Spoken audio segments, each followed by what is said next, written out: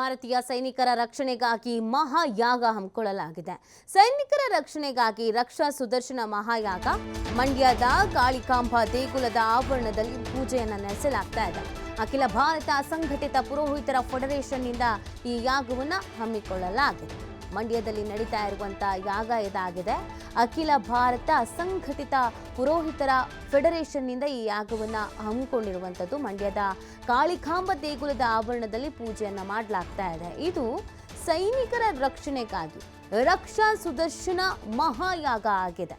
ನಮ್ಮನ್ನೆಲ್ಲ ರಕ್ಷಣೆ ಮಾಡ್ತಿರುವಂಥ ಸೈನಿಕರ ರಕ್ಷಣೆ ಕೂಡ ಬಹಳ ಮುಖ್ಯ. ಹಾಗಾಗಿ ಅವರ ರಕ್ಷಣೆಗಾಗಿ ಈ ಒಂದು ಯಾಗವನ್ನು ಮಾಡ್ತಾ ಇರುವಂಥದ್ದು.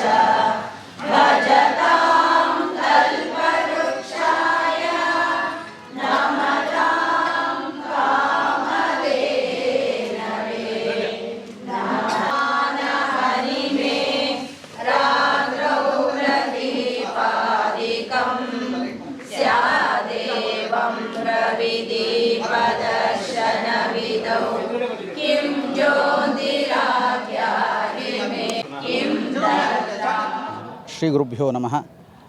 ಅಖಿಲ ಭಾರತ ಅಸಂಘಟಿತ ಪುರೋಹಿತರ ಕಾರ್ಮಿಕರ ಫೆಡರೇಷನ್ ಎಂಬತಕ್ಕಂಥ ಸಂಸ್ಥೆಯ ವತಿಯಿಂದ ನಾವು ಇವತ್ತು ನಮ್ಮ ಭಾರತ ದೇಶದ ರಕ್ಷಣೆ ಹಾಗೂ ನಮ್ಮ ದೇಶದ ಸೈನಿಕರು ಇವತ್ತು ಗಡಿಯಲ್ಲಿ ಏನೆಲ್ಲ ಆಗ್ತಿದೆ ಅಂತ ನಮ್ಮೆಲ್ಲರಿಗೂ ಗೊತ್ತಿರುವಂತಹ ವಿಷಯ. ಹಾಗಾಗಿ ಆ ಸೇನೆಯ ಸರ್ವರ ರಕ್ಷಣೆಗೋಸ್ಕರವಾಗಿ ನಾವು ಈ ಒಂದು ಮಂಡ್ಯ ನಗರದ ವಿಶೇಷವಾದಂತಹ ಒಂದು ಗಜೇಂದ್ರ ಪುಷ್ಕರಣಿ ಎಂಬತಕ್ಕಂಥ ಒಂದು ಜಾಗ ಇದು. ಈ ಜಾಗದಲ್ಲಿ ನಾವು ಇವತ್ತು ರಕ್ಷಾ ಸುದರ್ಶನ ಮಹಾಯಾಗವನ್ನು, ಹಾಗೆ ಮಂಡ್ಯ ನಗರದಲ್ಲಿರುವಂತಹ ಅನೇಕ ಭಜನಾ ಮಂಡಳಿಯ ವಿವಿಧ ಜಾಗದಿಂದ ಎಲ್ಲರೂ ಕೂಡ ಭಜನಾ ಮಂಡಳಿಯ ಸ್ತ್ರೀಯರು ಬಂದಿದ್ದಾರೆ. ಅವರು ಸಾಮೂಹಿಕವಾಗಿ ವಿಷ್ಣು ಸಹಸ್ರನಾಮ ಪಾರಾಯಣವನ್ನು ಮಾಡಬೇಕು ಅಂತ ಸಂಕಲ್ಪವನ್ನು ಮಾಡಿದ್ದೇವೆ. ಆ ಕಾರ್ಯಕ್ರಮದ ನಿಮಿತ್ತವಾಗಿ ಎಲ್ಲ ಒಂದು ಕಲಾಪವನ್ನು ನಾವು ಸಾಮೂಹಿಕವಾಗಿ ಎಲ್ಲರ ಸಹಯೋಗದೊಂದಿಗೆ ಇಲ್ಲಿ ನಾವು ಇವತ್ತು ನಡೆಸ್ತಾ ಇದ್ದೇವೆ.